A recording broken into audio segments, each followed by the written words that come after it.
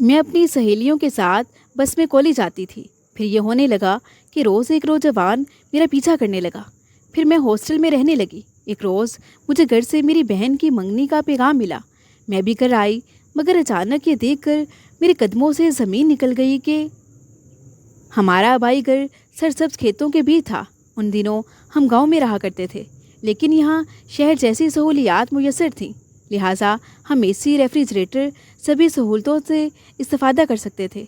तभी हमारे लिए गांव की ज़िंदगी जन्नत जैसी थी। हम खुशहाल लोग थे, हर नेमत मुयस्सर थी। मैं नहीं जानती थी कि माशी तंगी क्या शय होती है। उन दिनों मैं कॉलेज में पढ़ रही थी और मेरी बड़ी बहन एफए करने के बाद घर के कामों में मशगूल हो चुकी थी। भाई शहर के कॉलेज में पढ़ता था और वहीं हॉस्टल में रहता था। मुझे पढ़ने का बेहद शौक़ था। तभी वालिद साहब ने मुझे शहर के कॉलेज में दाखिल करा दिया था। मेरे साथ गांव की और भी लड़कियां कॉलेज आती थी। हम सब इकट्ठी होकर एक ही बस में जाया करते थे। एक दिन हम बस में सवार हुई तो हमारे बाद एक निहायत पुरकशिश सा नौजवान भी सवार हुआ। वो सीट पर ना बैठा, बल्कि दरवाजे पर खड़ा रहा। मुझे उसका यूं खड़े रहना कुछ अजीब ही लगा। उसके बाद ये रोज़ का मामूल हो गया। वो बस में चढ़ता और दरवाजे पर खड़ा हो जाता और कंडक्टर भी उसे कुछ न कहता। वो काफ़ी खूबसूरत था। उसके अंदाज बताते थे कि किसी अच्छे घर का पढ़ा लिखा और मुहज़्ज़िब इंसान है। एक रोज़ मैं बस में चढ़ी तो मेरे हाथ से एक किताब नीचे गिर गई। उसने जल्दी से वो किताब उठाकर मुझे दी। तभी मैंने नज़र बढ़कर उसकी जानिब देखा और शुक्रिया कहा तो एक हल्की सी मुस्कुराहट जवाब में उसके लबों पर फैल गई। दिन गुजरते रहे और वो रफ्ता रफ्ता मुझे अच्छा लगने लगा था, लेकिन मैंने अपने जज्बात उस पर जाहिर न होने दिए। ये बात बाद में मालूम हुई कि वो इस बस के मालिक का बेटा है। एक रोज़ मेरी क्लास फेलो फ़रा मुनज़्ज़ा से कहने लगी, लगता है ये महानूर पर फ़िदा हो गया है। जब उसकी तरफ देखता है तो इसकी निगाहों से जैसे कुछ राज ज़ाहिर होते हैं। उनकी बातें सुनकर मेरे दिल को अनजानी सी खुशी हुई, मगर जाहिर ना किया। और फिर जल्द ही फ़रा ने उस नौजवान के बारे में बहुत सी मालूमात इकट्ठी कर ली कि उसका नाम मीर आलम है और वो अपने वालिदैन का इकलौता बेटा है। बीएससी कर चुका है। दौलतमंद होने की वजह से मज़ीद पढ़ने का इरादा नहीं है, बल्कि अब वालिद के साथ उनका ट्रांसपोर्ट का कारोबार संभाला हुआ है। उसकी अपनी गाड़ी भी है, मगर किसी की खातिर रोज़ बस में सफ़र करता है। उसके इस जुमले ने मुझे चौंका दिया। सोचने लगी, कहीं मेरी खातिर तो नहीं। जब ये सोचा तो खुद को हवाओं में उड़ता महसूस किया। अगले रोज़ फिर उन्होंने यही मौजू छेड़ दिया। आज वो मुझसे मुखातिब थी। तभी मुझे कहना पड़ा, तुम ये सब मुझे क्यों बता रही हो? फ़रा कहने लगी, क्योंकि इस बात का ताल्लुक कुछ न कुछ तुमसे ज़रूर है। मैंने हैरत जाहिर करते हुए कहा, वो कैसे? इस पर फ़रा कहने लगी, ये मैं फिर बताऊंगी। मैंने उसका हाथ पकड़ते हुए कहा, अच्छा ये तो बता दो कि तुमने उसके बारे में इतनी मालूमात कैसे इकट्ठी कर ली? उसने कहा कि ये बातें मेरे भाई ने मुझे बताई हैं, क्योंकि मीर आलम उसका दोस्त है। अब मेरा तजस्सुस पड़ा। मैंने सवाल किया, अच्छा तो वो किस लड़की के लिए बस में सफ़र करता है? फ़रा कहने लगी, लड़की का नाम तो उसने मेरे भाई को नहीं बताया। फिर शरारत से मेरी जानिब देखते हुए बोली, शायद तुम्हारे लिए आता हो। इस बात पर मेरा दिल तेज़ी से धड़का था। खैर, वक्त गुजरता गया और मेरे इम्तिहान सर पर आ गए। मैंने पेपर्स दिए और अच्छे नंबरों से पास हो गई।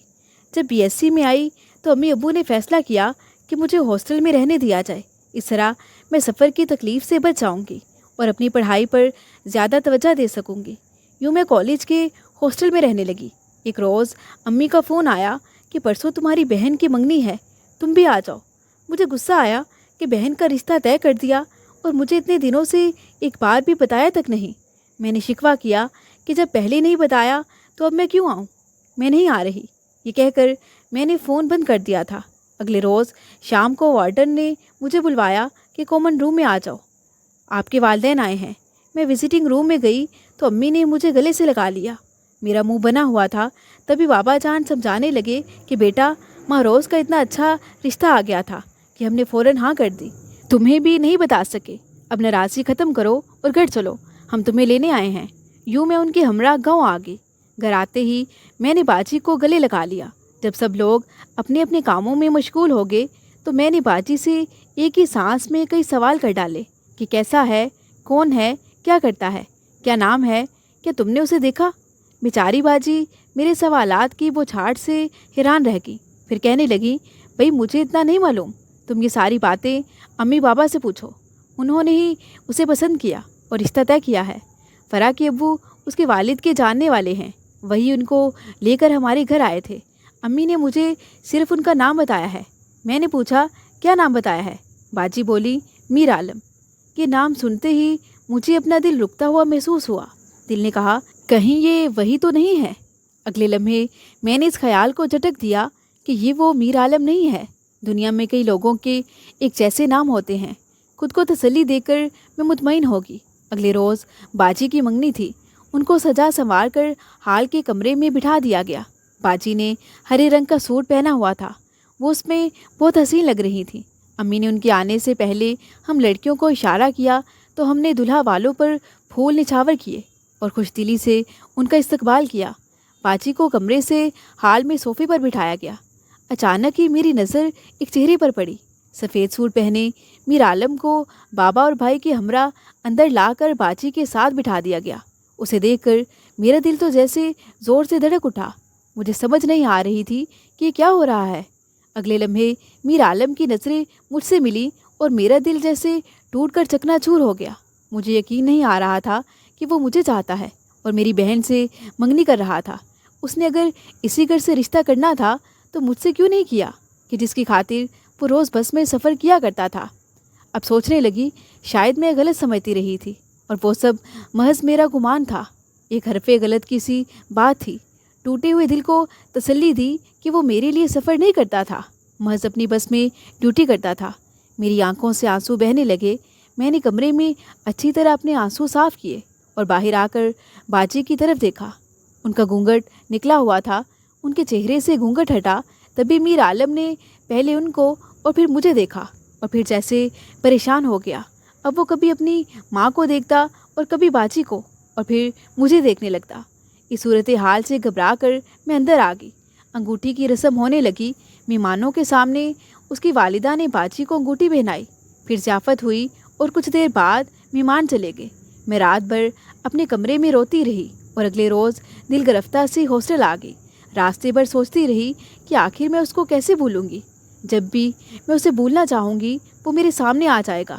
2 روز بعد وارڈن نے آ کر مجھے بتایا کہ تم سے کوئی میر عالم ملنے آیا ہے، کیا تم اس کو جانتی ہو؟ میں نے ان کو بتایا کہ ہاں، میرے ہونے والے بہنوئی ہیں۔ تب وارڈن نے ملنے کی اجازت دے دی۔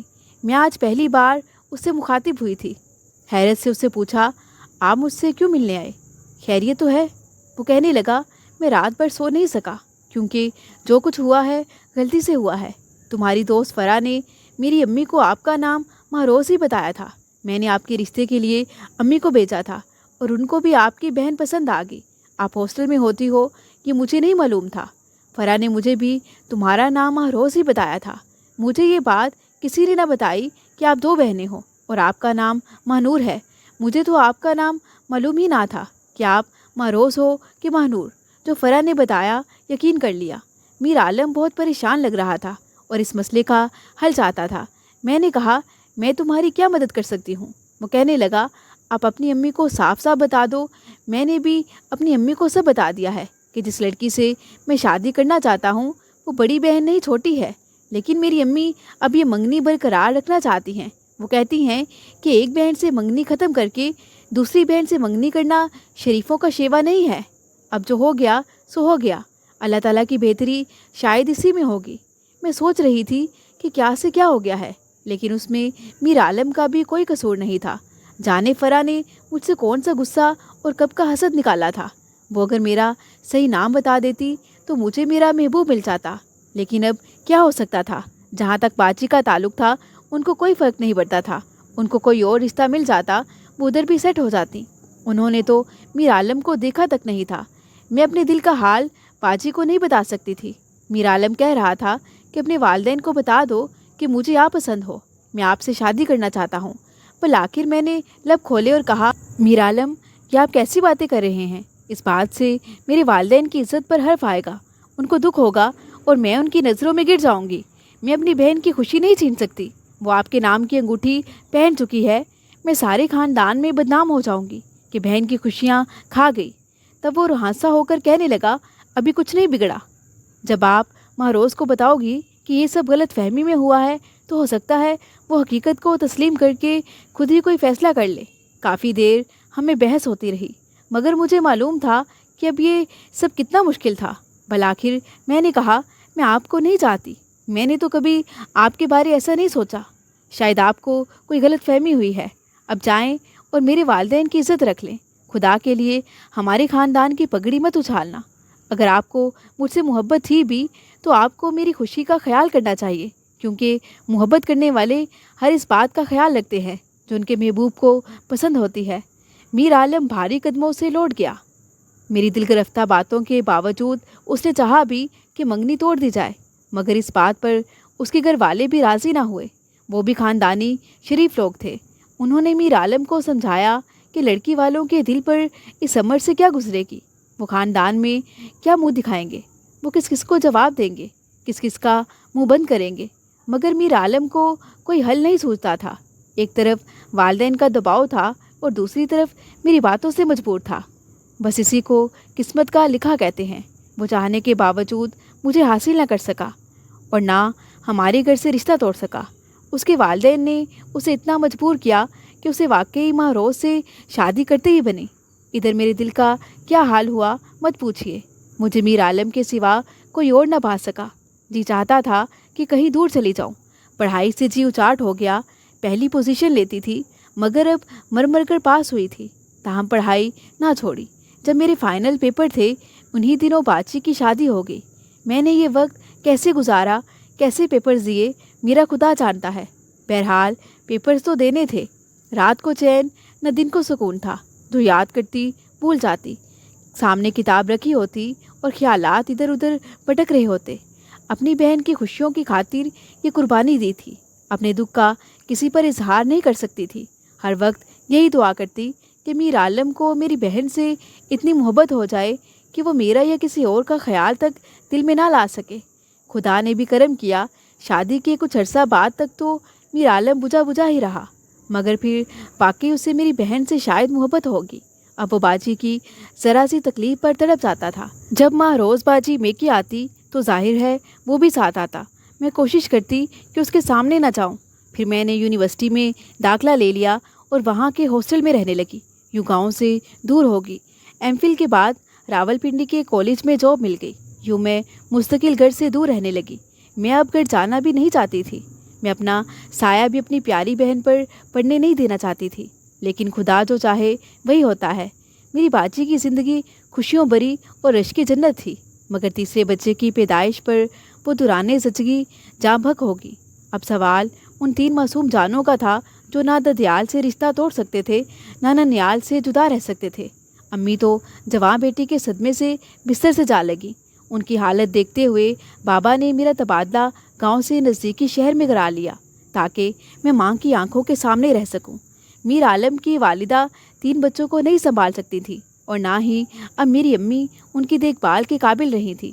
مجبوراً مجھے کچھ ماہ تو کالج سے چھٹیاں لے کر بچوں کی ذمہ داری سنبھالنی پڑی۔ جلد ہی بچے مجھ سے اس قدر مانوس ہو گئے کہ میرے بغیر ایک پل نہ رہ پاتے تھے۔ میر عالم بچوں سے ملنے ہر دوسرے تیسرے روز ہمارے گھر آتے تھے۔ اب پھر سے ان کے دل میں میرے لیے سویا ہوا جذبہ بیدار ہونے لگا۔ ایک دن ان کی والدہ آئیں اور امی کے آگے ہاتھ جوڑ کر بیٹھ گئیں۔ کہا کہ اپنے پوتے پوتیوں اور آپ کے نواسے نواسیوں کی خاطر مہنور کا رشتہ اپنے میر عالم کے لیے مانگتی ہوں۔ میں کسی دوسری عورت کے ہاتھوں میں بچے دینا نہیں چاہتی۔ امی نے کچھ سوچتے ہوئے ان سے کہا کہ آپ مہنور سے خود بات کر لیں، وہ پڑھی لکھی ہے، اگر مان جائے تو ہمیں کوئی اعتراض نہ ہوگا۔ مجھ سے پوچھا گیا، میر عالم صرف میرا بہنوئی ہوتا تو شاید یہ فیصلہ کرنا دشوار ہوتا، لیکن وہ میرے 3 بھانجے بھانجیوں کا باپ بھی تھا اور یہ بچے مجھے بے حد پیارے تھے، جبکہ میر عالم میرے ماضی کے خوشگوار یاد بھی تھا۔ اس نے بھی مجھ سے التجا کی کہ میرے لیے نہ صحیح اپنی بہن کے ان بچوں کے لیے میرا ساتھ دو۔ یوں میں نے کافی سوچ سمجھ کر اپنے کچھ کولیگز کے مشورے سے ہاں کر دی۔ میرے والدین کی بھی رضا اس میں شامل تھی، کیونکہ اس طرح ایک بہت بڑا مسئلہ حل ہو جاتا۔ شاید میری شادی میر عالم سے ہونا تھی، سو ہو گئی۔ اس میں میری خواہش و ارادے کا کوئی عمل دخل نہ تھا۔ یہ اللہ کی مرضی تھی، اس کی مصلحتیں وہی جانے۔ بہرحال बाजी को खोने के बाद मुझे पाकर मीर आलम को खोया हुआ सुकून मिल गया। वो बाजी की वफात से जितने उदास थे अब मुतमईन और खुश रहने लगे थे।